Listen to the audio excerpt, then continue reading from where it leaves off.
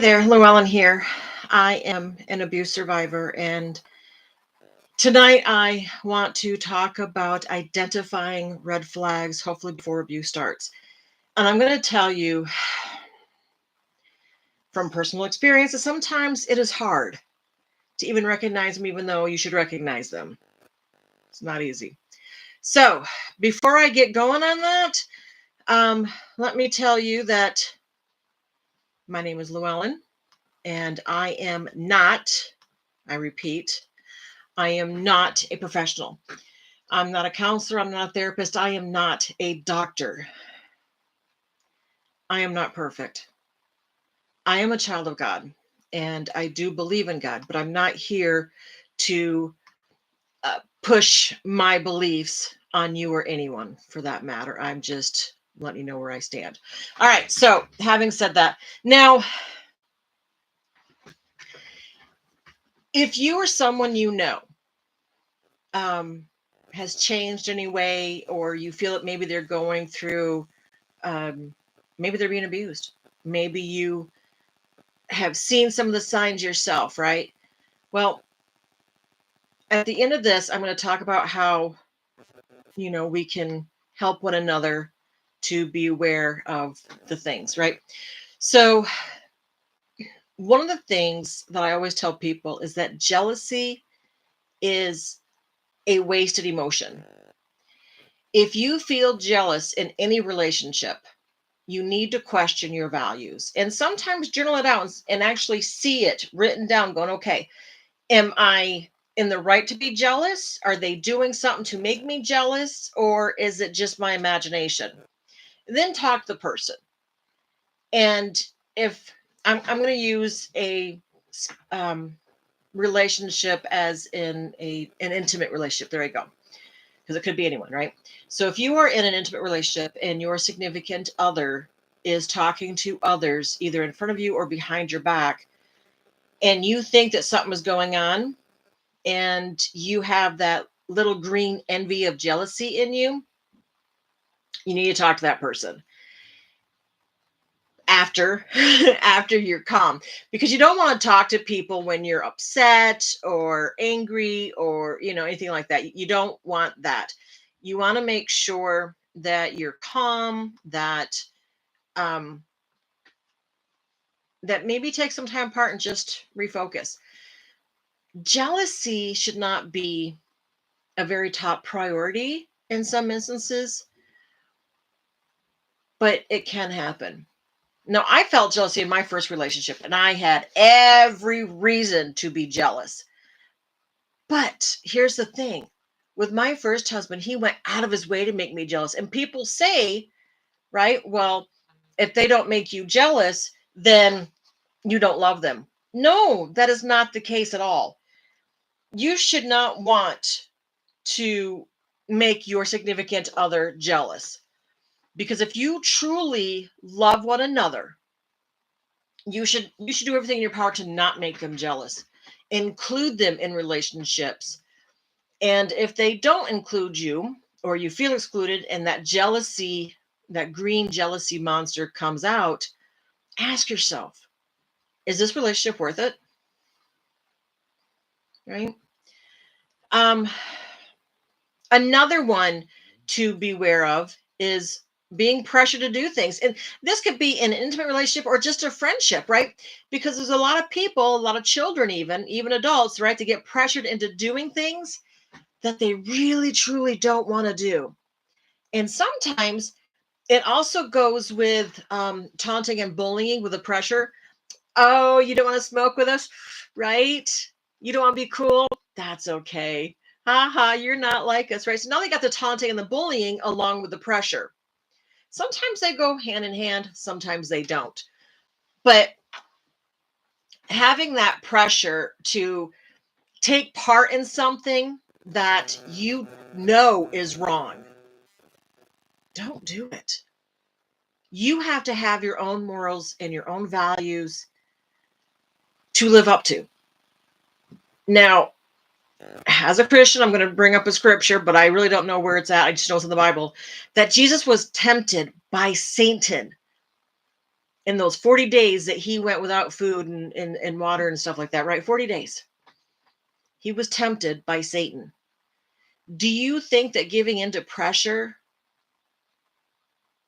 is something that he should have done? Because God sat him down here to die for us. And if he had gone in and relented to that pressure, where would we all be today, right? So, just as a reminder, always remember that you know right and wrong from right here. You know right here and right here what's right and what's wrong. So if you're not comfortable, don't do it. If they get mad when you say no, or if they make fun of you for saying no, that is very unhealthy behavior. I don't care if you're a teenager, and I don't care if you're an adult. Don't pressure people. And if you are being pressured and they don't respect your boundaries, it's time to find new friends or new significant others or whatever the case is. Now, sometimes what also happens is you get bouts of anger. So you have this unexpected anger that just comes out of nowhere, right? Um, it could be maybe you bought the wrong shirt for the person, or the wrong dress, or the wrong food, or something happened, right? And all of a sudden, bam, that little pin popped the balloon, and here comes this big, huge bout of anger out of nowhere. Red flags, people. These are red flags. So you want to be careful. If someone that you love, whether it's a friend or significant other, gets angry at the littlest things, it is time for you to walk away. Unless they get help and can straighten all that out themselves, walk away before something serious happens. So let me back up and tell you a little bit about my story. So my ex-husband, I was 17. He was 24. Oh, he was so kind and so gentle when I first met him. He would open doors for me, let me go in first. He would put his arm around me and hold me close. He really never let me out of his sight because he says that he could not get enough of me. He would pull chairs up when we would go to restaurants. He would even order for me. Because he wanted me to be healthy. He loved me so much. This is before we were intimate. He loved me so much that he knew that I needed to be healthy. He would make sure that my back was to the room, where he was facing the room, and he can keep an eye out for anyone who might even suggest coming to talk to me. Did I know that then? No.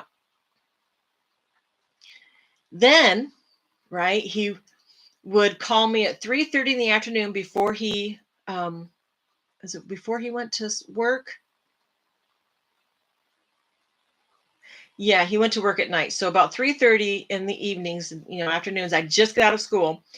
And if I was not home to take his phone call, he would get mad at me because he loved me so much. He had to hear my sexy voice, he said, but whatever. Um, he said that it made his day complete when he can talk to me.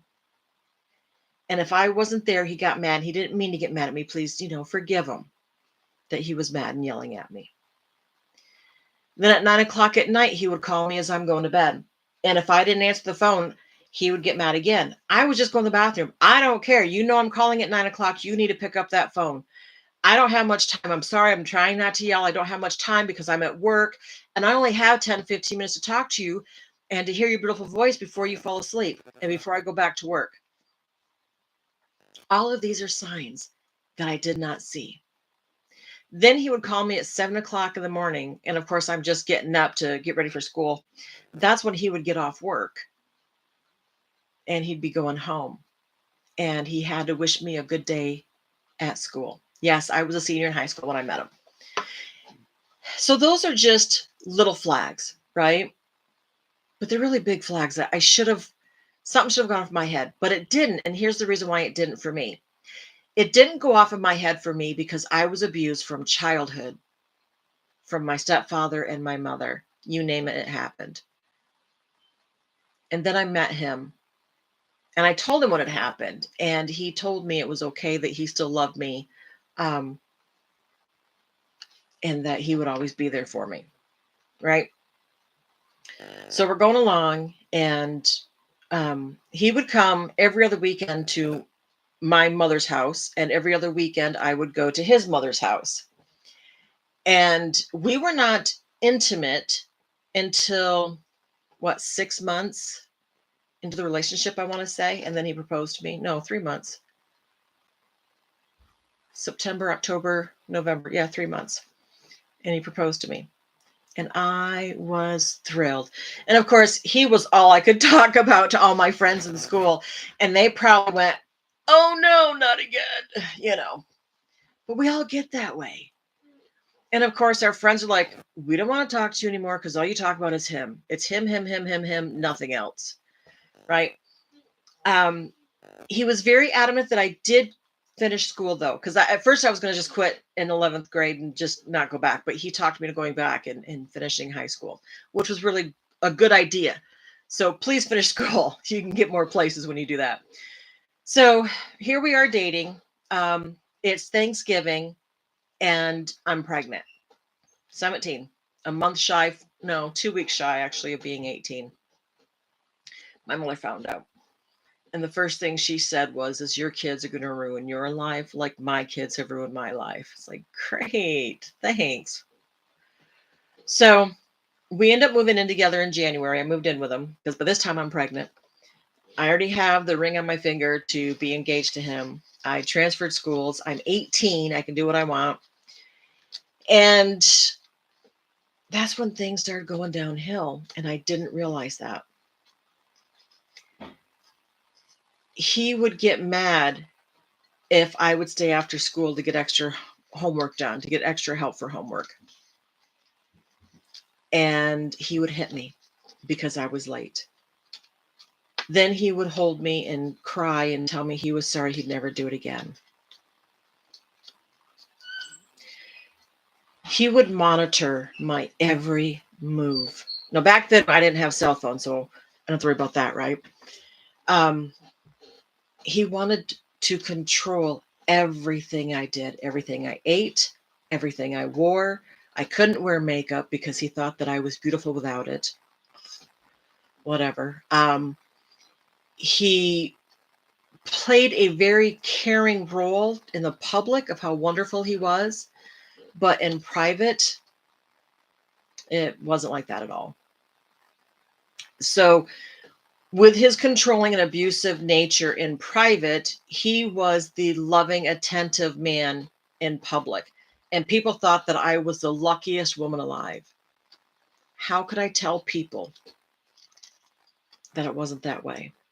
I was embarrassed to even think about telling someone. But I'm telling you right now, I wish to God I had. I wish I told someone. I wish I'd left. But I was scared. I was 18, pregnant in my senior year in high school, and scared. I didn't have anyone I could turn to. No pastors, no church anyone. I only really had one true friend, and of course she was my age, and there was nothing that she could possibly do, right? He would embarrass me in front of his friends and say what a whale I had turned into when I was pregnant. Oh, the embarrassment. He would crush me to the point where I had very low self-esteem about myself. He would tell people, she's a whale, she's ugly. And then he'd say, I'm just joking, babe, you're beautiful. These are all signs of abuse. These are all the red flags that you need to be aware of. So that way you and your loved ones, your children, your, neighbors, whatever, don't go through stuff like this. If you hear of anyone belittling someone, stand up and say, hey, can I help you? And possibly not in front of their person that they're with, right? And I don't care who you are. If you're in school, if you're in college, bullying, taunting, hazing, embarrassing people just to make yourself look good is still abuse. Please don't do it. And if you know people that are doing that thing, stand up. Help that person. Maybe they don't know that there is other life besides what they're living. And it's going to be scary for people to leave. It really is. So please be gentle. And if you don't know how to help, you know, find someone to talk to see about getting help for them. Maybe an adult that you trust, a pastor, someone in high authority that could possibly help them that they might know. Um, oh man, my ex would always intimidate me. Oh my stars. Now, mind you, I'm 5'8", he's 5'6", so he's not that much shorter than I am. I'm a big girl, as you can possibly tell, and he was thin and bones, right? But he would take and use all my fears against me, that I would be alone, that he would take my kids from me. Nobody would love me because I'm fat, I'm ugly.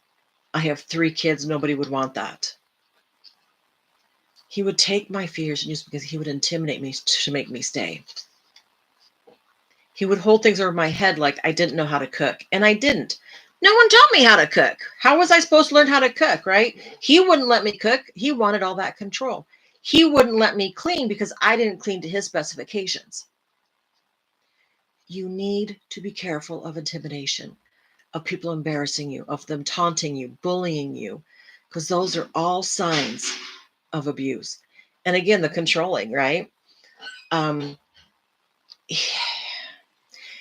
he wanted the power and control of me. Um, his words were he was jealous of other people looking at me because I was so beautiful and he doesn't deserve me, which would make me feel good, right? But then he'd turn around and say bad things about me. So it's like, what do you do?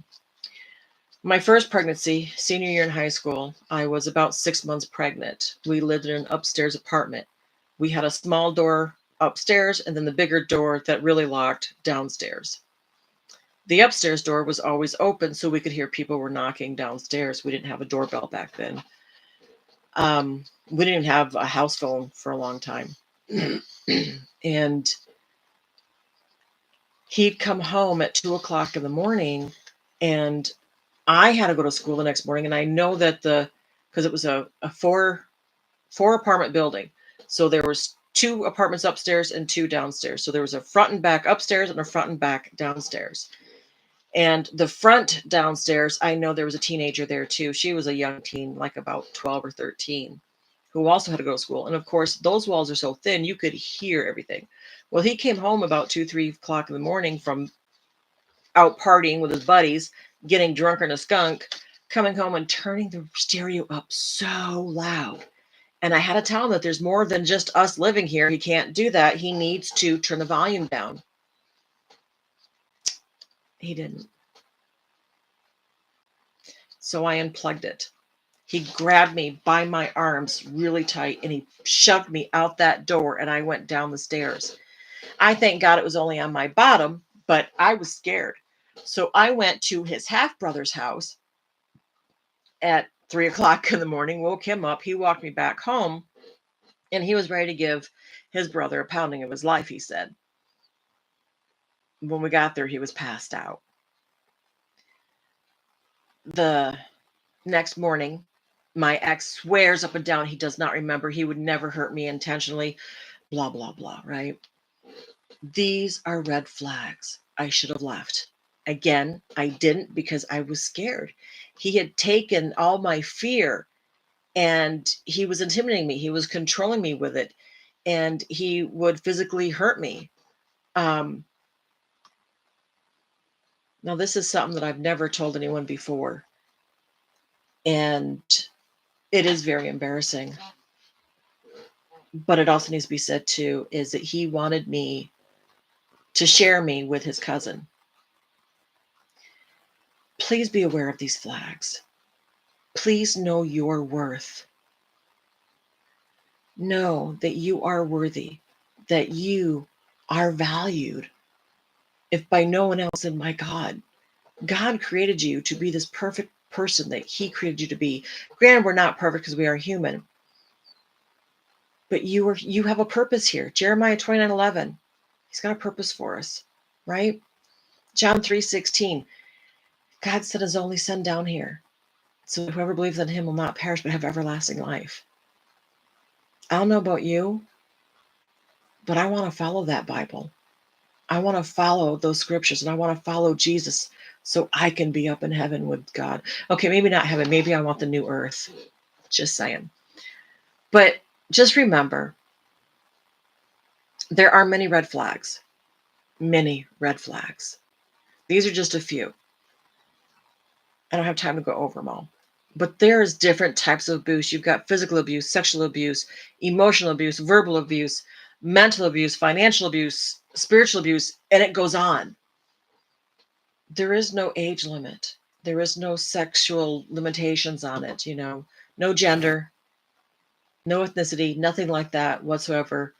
Everyone can get abused, male and female. Yes, males too. Males don't normally speak up about it because they're scared. They're supposed to be tough men and we're not supposed to. No, it doesn't work that way. Men can get abused too. So, what do you do about it? If you see something happening, try to help them get out of the situation. If you can't find someone who can, maybe sit with them. My ex would make it so that way I was isolated. That's another one. Isolation from your family and friends. If they try and isolate you from your family and friends, big, huge, huge red flag. Move on. So these are just a few of them that I wanted to bring up. I want you to help others too. I want the abuse awareness, the domestic violence awareness, the physical abuse, all of the abuse situations. I want us to all be aware, to look around, protect our children, protect one another. If you see something that doesn't look right, say something, do something. Don't just sit back and go, hey, none of my business. Because what if it was your mother or your brother, your sister, your father, your friend, your child? Wouldn't you want someone to help them if you weren't around? All right, so that's all for now. Again, if you like it, please give me a thumbs up. If you have questions, please put it in the comments. If you want to add more, please put it in the comments. Again, I'm not perfect and I know I've missed a lot, but I just want to touch on a few of these. And I want you to know that God loves you. And so do I. Abuse is hard. In the beginning, I mentioned how even though I've been abused, I should know the warning signs. There are times that I fall back in to being the victim again. And it's so easy to fall back in, and it is so hard to get back out. I had what I thought was a friend that would help me. And this friend would ask me to do things, say things, teach things that they wanted me to do, not what I felt I should do. And when they started taking that control, I started losing more and more of myself and not realizing it until a few people and my husband even mentioned it. And then I had to take a step back and I had to write the pros and cons. So even though I am a survivor, sometimes I fall back into that victim status. And I'm in counseling to try and stay out of that victim status because I'll be darned if I'm a victim. And I don't want you to be either. I hope this has helped some. If there's something that you need to talk about or that you need me to do research on and talk about, please let me know. I am here to help you. I'm in counseling. I recommend it if you need it. If you don't want to go that route or if you can't afford that route, please reach out. I'll be more than happy to talk to you. My counselor is awesome. And sorry, I was going to sneeze and I was trying not to. And she tells me that there are things that she teaches me that I can put on here, but you have to ask because I won't know unless you ask. So those are the red flags. Again, please give me the thumbs up. Let me know you've liked this. If you did, share this out to people. Let people know that, there are red flags that we can look for and that there are ways that we can help, whether it's the 800 domestic hotline number or maybe calling the cops or maybe talking to someone, maybe talking to them. And if they don't listen, just be there for them because sometimes they're so far in their mind that they can't see what's right in front of them, and just being there for them, even though they say, go away, just tell them, I'm here for you. Because it may not actually be them saying that. It might be the other person telling them to say that, to keep them isolated so they won't have any place to go. So please be open and available for those that need you the most. Thanks for watching. Llewellyn, life coach, out.